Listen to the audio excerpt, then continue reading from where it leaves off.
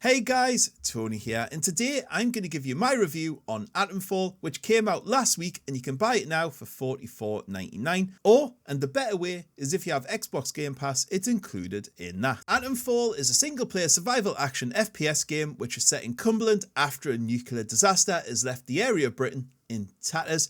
You'll be scavenging, exploring, crafting, bartering and fighting your way through to find out what the hell is happening. And one thing to make clear from the off, this is not a Fallout game. I saw a lot of people say Fallout in the UK, but it's kind of its own thing really. It's also way shorter. You can complete it in around 8 to 10 hours, up to maybe a good 20 hours if you're a completionist. However, as someone who plays a lot of games and time is limited, this was perfect for me. However, I do know because of that game time, some people will dismiss it right there. However, it's so good to see like a super well crafted, non-bloated single player experience. So gameplay wise and a little bit about the story, as I said, this is set in UK, which is good. We need more UK games.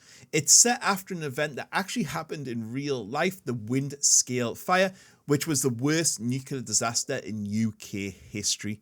You wake up with zero memory of what's happened and off you go on your journey. I won't spoil any of the story outside of that, but I just want to say it's enjoyable, it's presented in a few different ways, and like any good game you find out by exploring, reading logs, completing side quests, and of course the main story, plus there's like 6 different endings I think. Where the story shines is the world building. The world feels lived in and reactive. Every decision I made was like based upon what I was seeing and feeling in the world. The people you meet, each of them like offer something different, like whether it's wisdom, danger, or an insight into the world around you. It's so well done. And you'll really make them decisions of who to trust or listen to. Usually I don't talk about story as much, but I just really felt it was a highlight here. Gameplay wise, it's from the first person viewpoint and you wander around a super beautiful landscape. Honestly, it's a beautiful map. The game is open world-ish. It's split into areas, so there's like 4 areas and then the interchange in the middle which connects them all up. There's no fast travel here, but I think it's mainly because the map isn't very big. So you know, if you're just fast traveling everywhere, you'll just complete the game in about 2 minutes. However, sometimes the backtracking can get a little bit annoying. You know, some of the quests and missions will just be like, there's a bunker somewhere roughly around here, and you kind of get an area, and then you gotta go and find the bunker. Or it might be like, oh, my notes are in my room. Well, where's your room? Well, it's in there somewhere. Go and find it, and you have to go and explore all the offices and find where that could be. This is also the same with items too. They don't really show themselves unless if you're close enough. There's not like loads of glowing things or making it really obvious. There's no X-ray vision either. So it might be like you need to find a key card for a door, and you do really have to look for it. There isn't a load of puzzles to solve in here either. Most aren't super complex, and most of your annoyances, because I do find puzzles quite annoying, will come from trying to find a key card, a note, or a room without help. The game world, though, was super fun to explore. Interesting points of interest, you know, from like big mansions to towns to villages to bunkers. There was always something happening around me, or so it felt. There was people to speak to, there was the notes to find, all loads of bandits to take down. No area seemed empty or just there to fill space. It was really well put together. The only slight issue I did kind of have is that enemies did respawn and reappear, but I guess it would get kind of boring without this if you were backtracking so much and everyone was dead. So next up we're going to talk about combat, stealth and vision. I've seen a few people complain about this and I'm not really sure why. I really liked it. The AI really acted like you would expect someone to act if they saw a strange bloke walking around.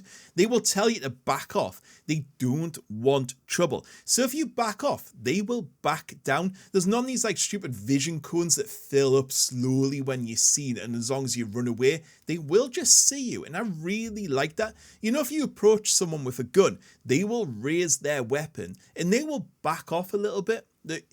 It led to some really tense standoffs, and I loved this approach, and I think it made it seem even more real. Gun variety and gunplay was fun. There was pistols, SMGs, shotguns, and rifles, and they were all fun to use. Ammo was a bit limited though, so you won't be burning through the ammo. You really have to conserve it. And you know what? If someone gets shot in the head, they get killed. There's none of these like health bars that take about 10 shots in the head to kill someone. The weakest aspect for me for combat was melee. It wasn't very good. There was no weight behind it. I don't think it was very well implemented. There's also not many takedowns with different weapons. And I think with the ammo being so limited, melee combat should have been better. The bow and arrow was probably my favourite weapon in the game though. There are some RPG mechanics in here as well with perks to unlock, but I think it was poorly executed. None of them felt really exciting to unlock. I wasn't looking forward to going down a certain path or anything, and I think because you're just a bit of a normal bloke, they couldn't like overpower you with perks. It was about 5 hours in when I remembered I could actually unlock skills. It doesn't really remind you, and you don't really need them, I didn't think anyway, so I think they were a bit of an afterthought. You know, I had such little issue with this game that you do start to nitpick a little bit. However, one small aspect that did annoy me was climbing rocks and exploring like kind of off the beaten tracks. The number of areas you just couldn't walk to climb up. The character would get confused on a rock. Like one he would walk over, the next one he would kind of climb over in this weird animation even though it was like a foot off the ground. You can't Skyrim your way up most areas and the animations got a bit stuck sometimes. It really didn't encourage me to explore too much around rocky areas.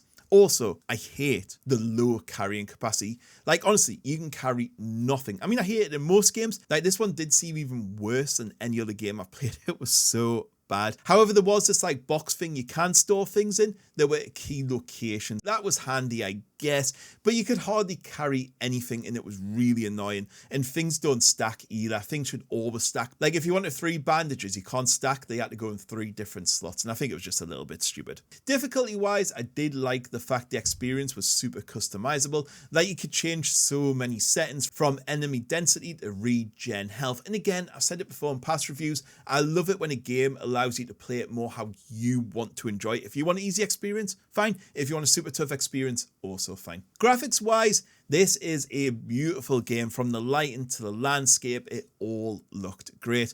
Points of interest were interesting. I like to explore them. The maps flowed and felt real. Animations were a bit jank. The UI isn't the best either. I didn't think it was very user-friendly to use. Sound design and the voice work is brilliant. There's like regional accents and they're all really well done. However, when you're walking around, the NPCs do have super repetitive lines, which did get a little bit annoying towards the end. Guns sounded nice and there was a good ambient soundscape as well. So in conclusion, personally, I think this is a fantastic game. It's not perfect by any stretch of the imagination. And if you go in expecting the next Fallout or the next Stalker, I think you'll be a bit disappointed. This stands on its own 2 feet. The UI isn't the best. You know, the limited carrying capacity was annoying. The skill tree was a massive letdown. But overall, I really enjoyed the experience. I'm not sure I would revisit or play again at this time. And the playtime is a bit low for some people. And you know, I think for that low playtime, it stops some of the characters having a bit of an arc. However, it's a great single player experience that on Game Pass is a no-brainer. $44.99, maybe a tad of a harder sell, but yeah, I loved it and I hope there's some cool DLC or something in the future so I can play more of this wonderful world. Anyway guys, I'll catch you all later. Goodbye.